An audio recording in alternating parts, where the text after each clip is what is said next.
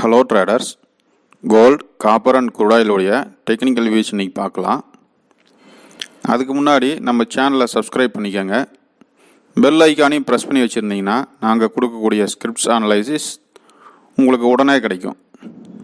அது நீங்கள் எடுக்கக்கூடிய ட்ரேடுக்கும் சப்போர்ட்டிவாக இருக்கும். அதை யூஸ் பண்ணிக்கலாம். நீங்கள் அப்படி ட்ரேடு எடுக்கும்போது ஏதாவது சந்தேகம் இருந்தால் எங்களை காண்டாக்ட் பண்ணுங்கள். அதுக்கு எங்களால் முடிஞ்ச டெக்னிக்கல் சம்மந்தமான சொல்யூஷன்ஸ் கொடுக்குறோம். இந்த கமாடிட்டி ஸ்கிரிப்ட்ஸ் மட்டும் இல்லாமல் ஃபாரெக்ஸ் கரன்சி ஸ்கிரிப்ட்ஸில் ஏதாவது சந்தேகம் இருந்தாலும் எங்களை காண்டாக்ட் பண்ணுங்கள். அந்த ஸ்கிரிப்ட்ஸில் இருக்கக்கூடிய டெக்னிக்கல் விஷயங்களை எக்ஸ்பிளைன் பண்ணுறோம். ஃபஸ்ட்டு கோல்டு சார்ட் பார்க்கலாம். கோல்டு மினி இது.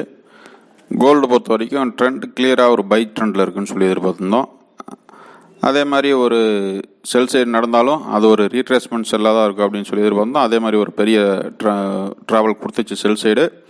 பட் அது கீழே அதுக்கு மேலே போக முடியாமல் ப்ரைஸ் மறுபடியும் மேலே தான் அப்சைடு மூவ் தான் கொடுத்துட்ருக்கு.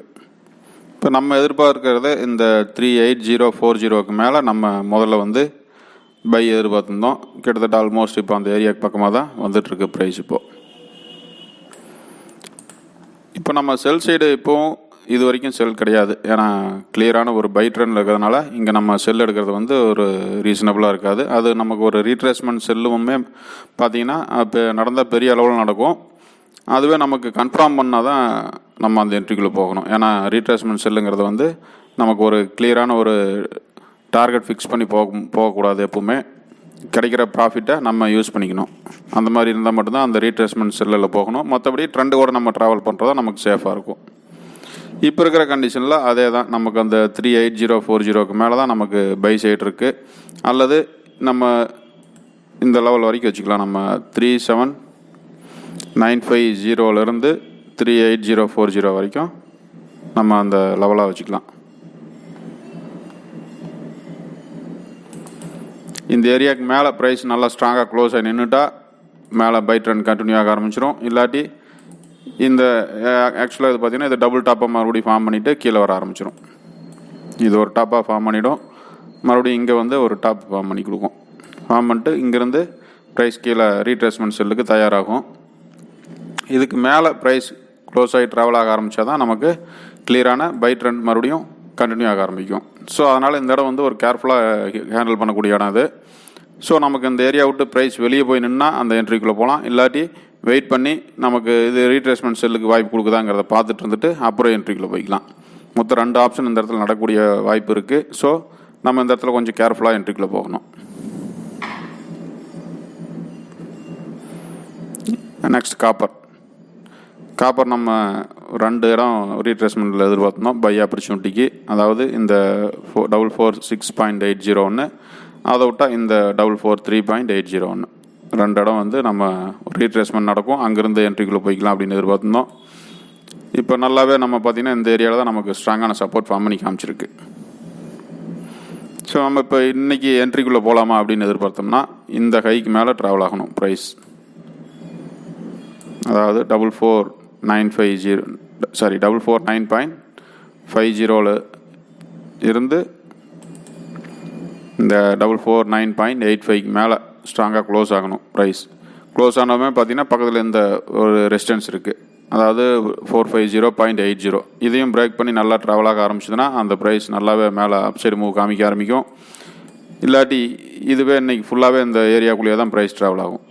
ஏன்னா பெரிய டைம் ஃப்ரேமில் பார்க்கும்பொழுது இது ஒரு இன்சைடு பாராக தான் இருக்குது. அந்த டே சார்ட்டை விட டே கேண்டில் விட்டு வெளியே இன்னும் போகலை.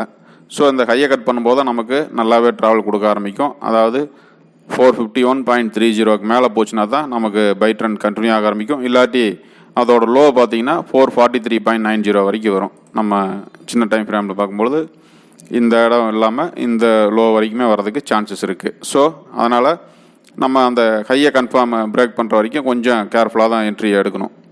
இதுக்கு மேலே ப்ரைஸ் நின்னாலுமே ஸ்டாப் லாஸ் கிளியராக ஃபிக்ஸ் பண்ணிக்கணும். இதுவும் பார்த்திங்கன்னா ப்ரைஸ் ஸ்ட்ராங்காக க்ளோஸ் ஆகணும். நல்ல ஒரு இந்த மாதிரி கேண்டில்ஸ் நமக்கு கிடச்சிதுனா தான் இங்கேருந்து நல்லாவே ஒரு ட்ராவல் கொடுக்க ஆரம்பிக்கும். இல்லாட்டி இந்த ஏரியா விட்டு வெளியே தாண்டாது. இன்றைக்கும் அந்த ரேஞ்சுக்குள்ளேயே தான் அந்த டே சார்ட்டோட இன்சைடு பார்க்குள்ளேயே தான் ட்ராவல் ஆகிட்டு மறுபடியும் அடுத்த நாள் தான் ப்ரைஸ் ஏதாவது ஒரு சைடு மூவ் காமிக்க ஆரம்பிக்கும். ஸோ காப்பரை பொறுத்த வரைக்கும் இன்றைக்கி கேர்ஃபுல்லாக என்ட்ரி எடுக்கணும்.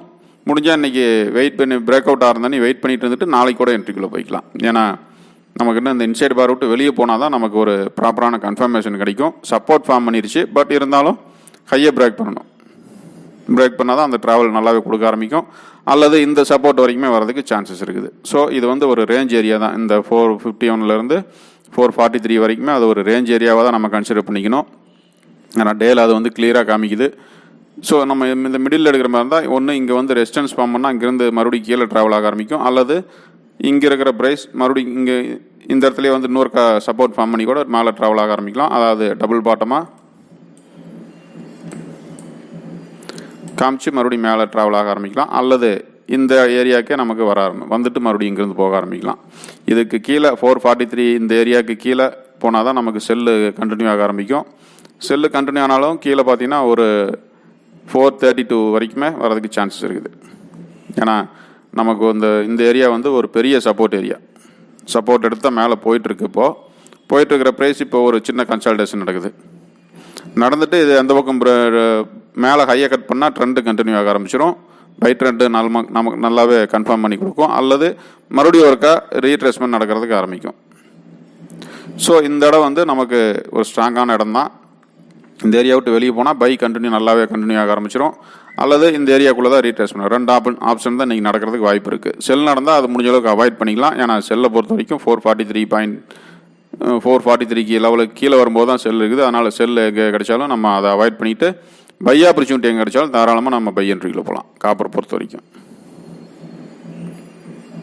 நெக்ஸ்ட் க்ரூட் ஆயில் நம்ம மொத்தம் 2 இடத்துல சப்போர்ட் எதிர்பார்த்தோம் லாஸ்ட் டே. ஆக்சுவலாக இந்த 3945லேருந்து 3935க்குள்ளே ஒரு சப்போர்ட் ஃபார்ம் பண்ணணும், அல்லது இந்த ஏரியா வரைக்கும் வரதுக்கு சான்சஸ் இருக்குது அப்படின்னு எதிர்பார்த்தோம். இப்போ ஆல்மோஸ்ட் அந்த ஏரியாவில் தான் வந்து நின்றுருக்கு. ஆக்சுவலாக இங்கேயே ஒரு தடவை சப்போர்ட்டுக்கு ட்ரை பண்ணிச்சு, பட் அந்த சப்போர்ட் கண்டினியூ பண்ண முடியாமல் மறுபடியும் கண்டினியூ ஆரம்பிச்சு கீழே கண்டினியூ ஆகி இப்போ தான் ஒரு ஸ்ட்ராங்கான சப்போர்ட் ஃபார்ம் பண்ணிட்டு போயிட்டுருக்குது. ஆல்மோஸ்ட் இந்த லெவலில்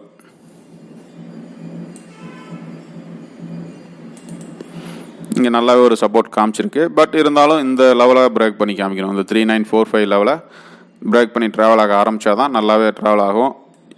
நமக்கு இப்போ நியரஸ்ட் பார்த்திங்கன்னா இந்த இடம் ஒன்று நமக்கு ஒரு ஸ்டாப் பாயிண்ட் இருக்குது. ஸோ இந்த ஏரியாவையும் விட்டு பிரேக் பண்ணி வெளியே போச்சுன்னா கொஞ்சம் கிளியராக இருக்கும். அதாவது 3975க்கு மேலே ப்ரைஸ் ட்ராவல் கொடுத்துச்சுன்னா இங்கேருந்து பை கண்டினியூ ஆக ஆரம்பிச்சிடும். அது இந்த 34070 பிரேக் பண்ணும்போது நமக்கு நல்லாவே டார்கெட் கொடுக்கும். இப்போது இந்த இடத்துல நமக்கு வந்து செல்லை அவாய்ட் பண்ணிக்கணும். இன்றைக்கும் க்ரூட் ஆயில் பொறுத்த வரைக்கும் செல் கிடையாது. பை ஆப்பர்ச்சுனிட்டி கிடைச்சா மட்டும் பைக்கில் போய்க்கலாம். ஏன்னா செல் வந்து இந்த லெவலுக்கு கீழே தான் செல் இருக்குது. அதாவது 3860லேருந்து 3840க்குள்ளே கீழே இதுக்கு கீழே வரும்போது தான் நமக்கு செல் ஆப்பர்ச்சுனிட்டி இருக்குது. இருந்தாலும் செல்லை வந்து நமக்கு ப்ரைஸ் ஸ்ட்ராங்காக இல்லை. செல் சைடு இது வந்து ஒரு ரீட்ரேஸ்மெண்ட்டாக தான் நடந்துகிட்ருக்குது. இந்த ஏரியா வந்து இங்கே சப்போர்ட் ஃபார்ம் பண்ணுறதுக்கு தான் அதிக வாய்ப்பு இருக்குதுன்னு எதிர்பார்க்குறோம். அதனால் நமக்கு செல்லை அவாய்ட் பண்ணிக்கலாம். க்ரூட் ஆயில் பொறுத்த வரைக்கும் பை ஆப்பர்ச்சுனிட்டி நமக்கு கிளியராக கிடச்சிதுன்னா, அதாவது இந்த லெவலுக்கு கீழே 397075க்கு மேலே ப்ரைஸ் ஸ்ட்ராங்காக நின்றுச்சுன்னா பை என்ட்ரி போகலாம். ஃபஸ்ட்டு டார்கெட் இந்த 4070 யூஸ் பண்ணலாம். அதுக்கு மேலே கண்டினியூ ஆச்சுன்னா பெரிய ட்ரெண்டே நடக்கிறதுக்கு ஒரு வாய்ப்பு இருக்குது. ஸோ க்ரூட் ஆயில் பொறுத்த வரைக்கும் இன்றைக்கி இதுதான் கண்டிஷன். செல்லை அவாய்ட் பண்ணிக்கலாம். பை ஆப்பர்ச்சுனிட்டி கிடைச்சா மட்டும் பைக்கில் போய்க்கலாம். Okay, thank you.